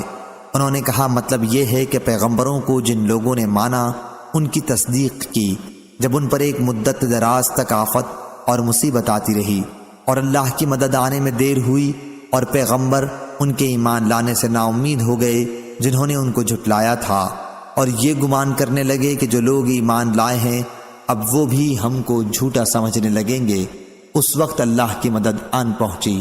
صحیح بخاری حدیث نمبر 4695۔ عروہ بن زبیر نے خبر دی کہ میں نے حضرت عائشہ رضی اللہ عنہا سے کہا ہو سکتا ہے یہ کذبوا تخفیف ذال کے ساتھ ہو، تو انہوں نے فرمایا معاذ اللہ، پھر وہی حدیث بیان کی جو اوپر گزری۔ صحیح بخاری حدیث نمبر 4696۔ امام مالک نے بیان کیا، ان سے عبداللہ بن دینار نے اور ان سے عبداللہ بن عمر رضی اللہ عنہ نے بیان کیا کہ رسول اللہ صلی اللہ علیہ وسلم نے فرمایا، غیب کی 5 کنجیاں ہیں جنہیں اللہ کے سوا کوئی نہیں جانتا۔ اللہ کے سوا کوئی نہیں جانتا کہ کل کیا ہونے والا ہے۔ اللہ کے سوا کوئی نہیں جانتا کہ عورتوں کے رحم میں کیا کمی بیشی ہوتی رہتی ہے۔ اللہ کے سوا کوئی نہیں جانتا کہ بارش کب برسے گی۔ کوئی شخص نہیں جانتا کہ اس کی موت کہاں ہوگی، اور اللہ کے سوا کوئی نہیں جانتا کہ قیامت کب قائم ہوگی۔ صحیح بخاری حدیث نمبر 4697۔ ابن عمر رضی اللہ عنہ نے بیان کیا کہ ہم رسول اللہ صلی اللہ علیہ وسلم کی خدمت میں حاضر تھے۔ آپ نے دریافت فرمایا، اچھا مجھ کو بتلاؤ تو وہ کون سا درخت ہے جو مسلمان کی مانند ہے، جس کے پتے نہیں گرتے، ہر وقت میوہ دے جاتا ہے؟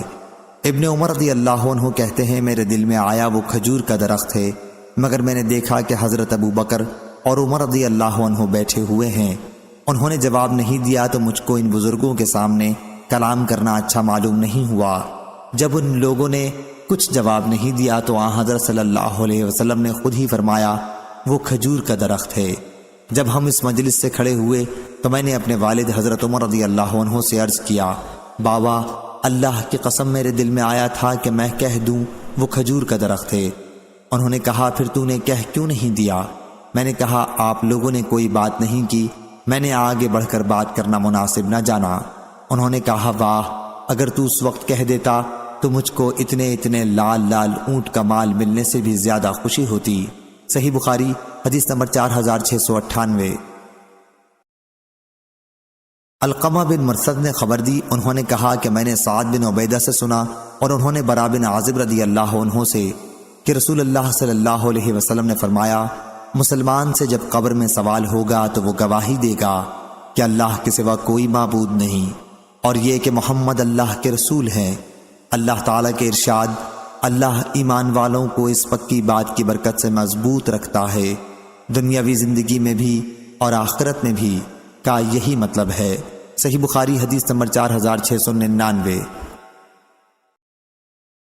سفیان بن عینہ نے بیان کیا، ان سے عمر بن دینار نے، ان سے عطا بن ابی رباح نے، اور انہوں نے حضرت ابن عباس رضی اللہ عنہ سے سنا کہ آیت الم تری الی الذین بدلوا نعمت اللہ کفرا میں کفار سے اہل مکہ مراد ہیں۔